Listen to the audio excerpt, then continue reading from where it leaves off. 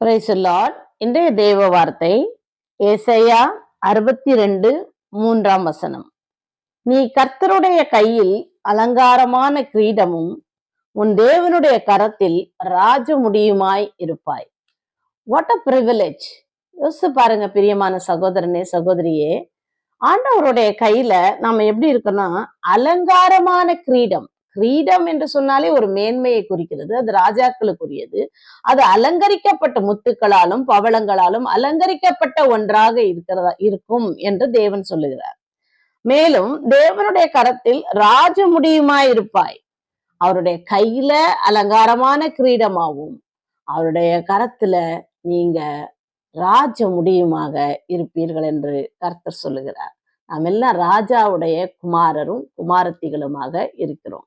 இந்த உலகத்தில் இயலாதது என்பது ஒரு ராஜாவுக்கு கிடையாது. எனவே இப்படிப்பட்ட ஆசீர்வாதத்தை பெற்றுக்கொள்ளுவோம்.